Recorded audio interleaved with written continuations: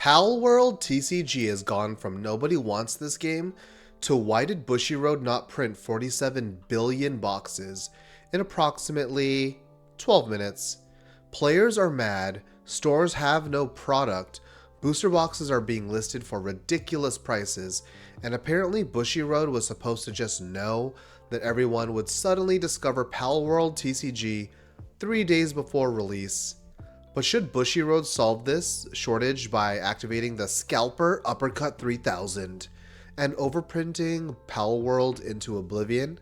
No, dear listener, and I'll tell you why. So, I'm Surgical Ninja, the channel where I make questionable financial decisions so you don't have to. Today we're going to talk about Palworld TCG product shortage, the angry players, the scalper bros, the investor chads, and why printing an ocean of booster boxes could hurt this game just as badly as not printing enough.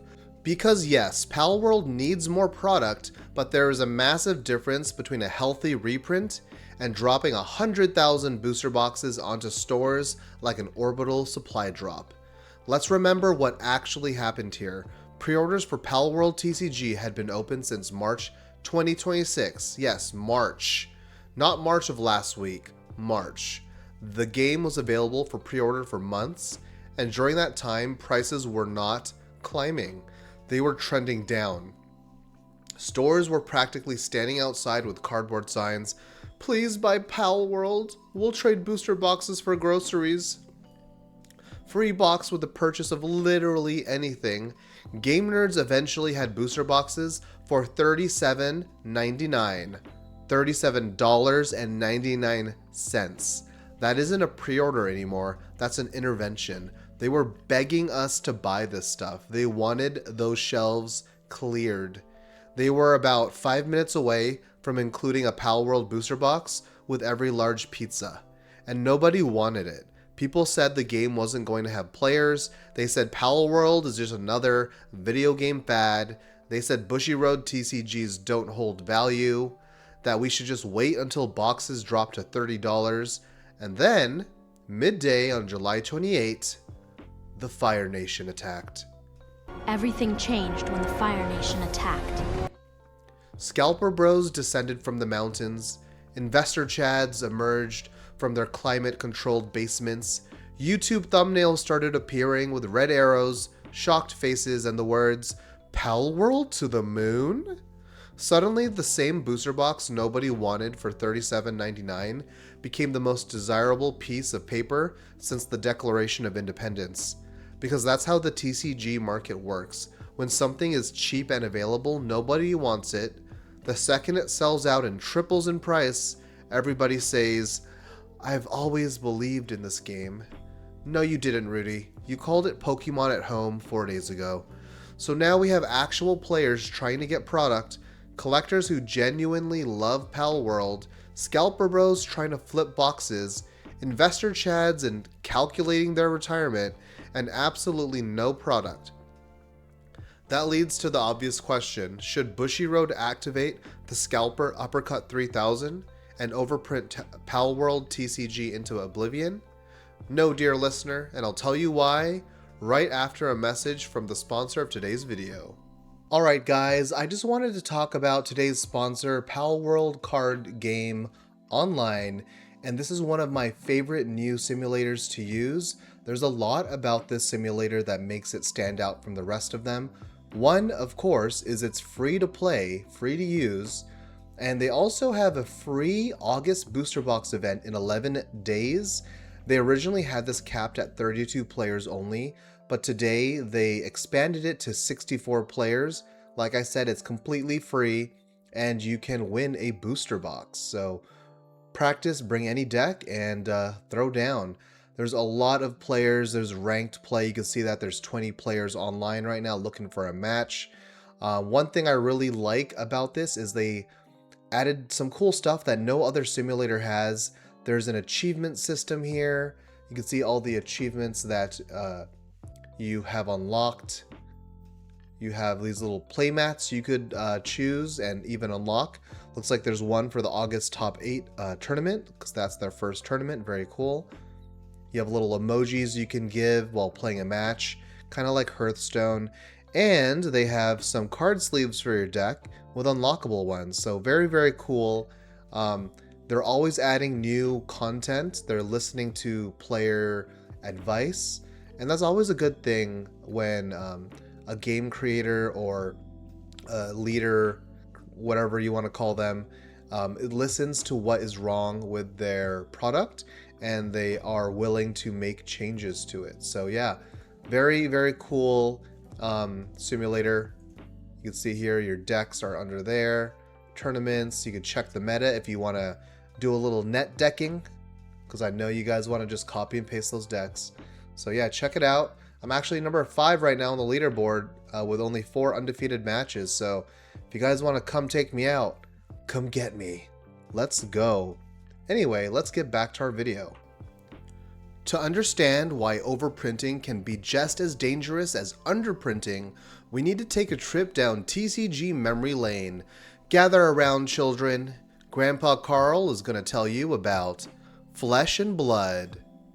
Flesh and Blood was a cool, unique TCG where your hero actually equipped weapons and armor. It was kind of like playing a Diablo game in card form. It was so cool. You would collect all these kind of cool gear in your booster packs. Its premium cards use something called cold foils, and these cards looked incredible. The silver metallic finish on the weapons and equipment made them feel genuinely special, but when the game first released, at least here in Central California, it wasn't exactly taking over the world.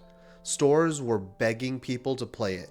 My local game store gave me a free booster box with every booster box I bought. They gave me a playmat with promos. These were for the events that they were supposed to hold, but they weren't firing.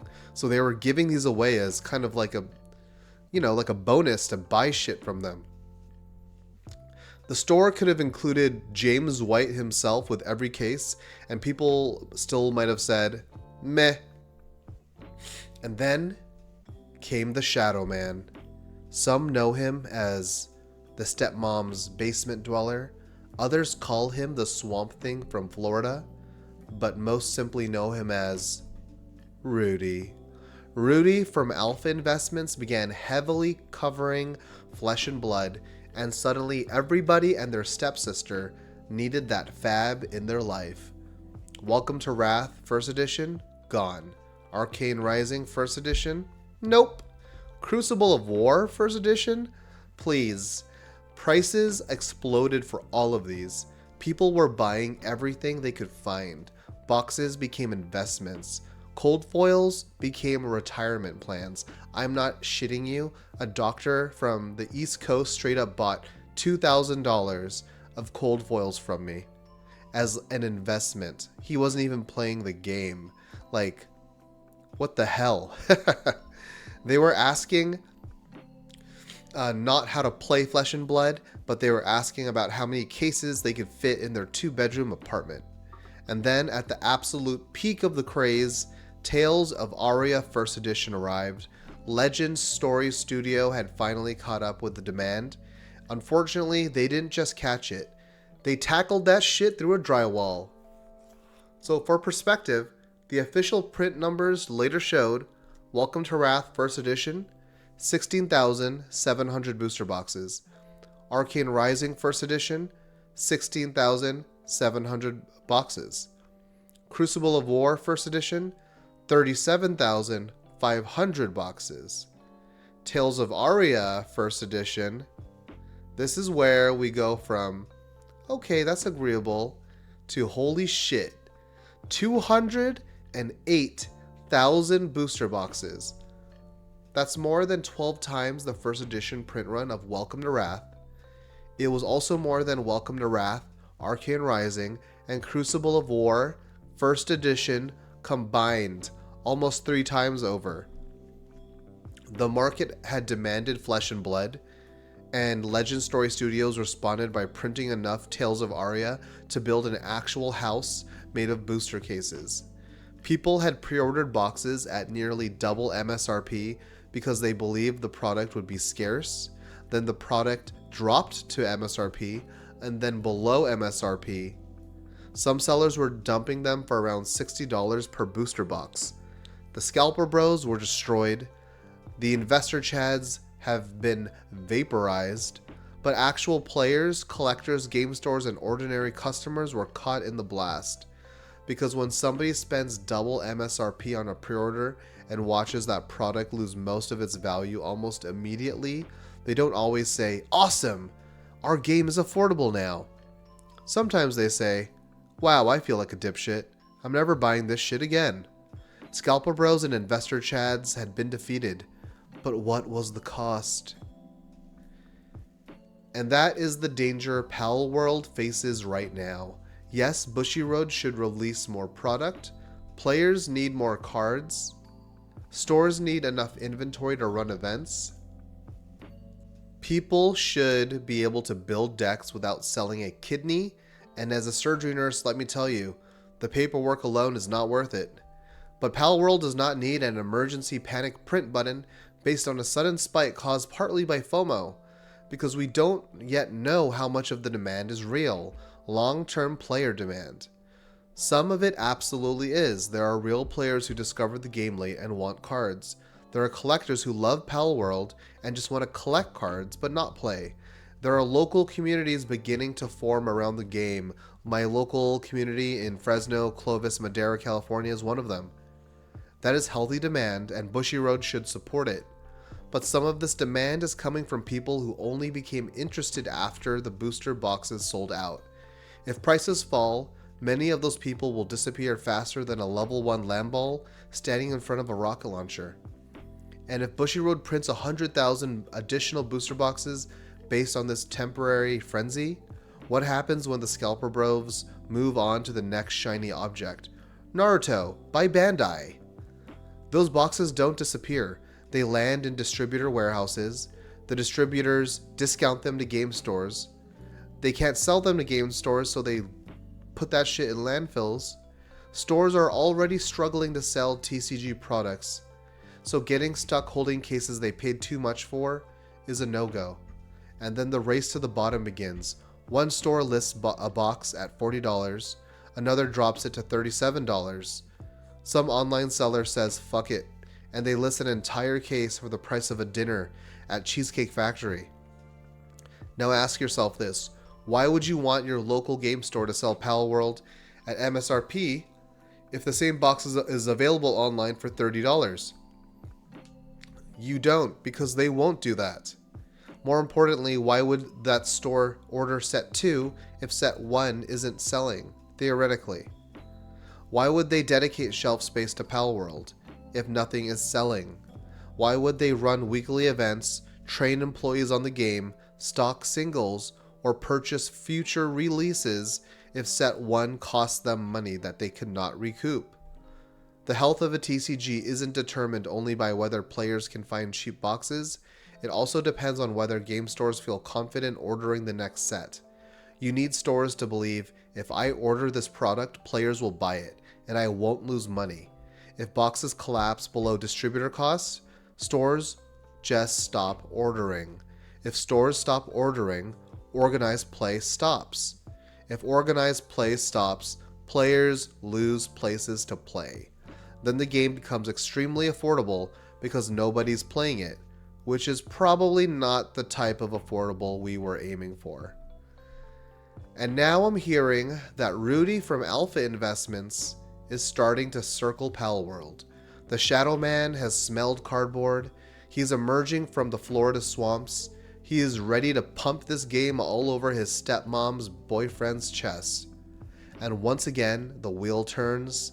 A game sits on shelves, nobody wants it, an influencer talks about it, boxes sell out, prices explode, publishers panic and print more, demand will disappear, and the boxes will crash. Everybody gets angry, and then the same people, they just move on to the next game and act shocked when the exact same thing happens again. History doesn't repeat itself, but in the TCG market, it does keep buying cases at double MSRP.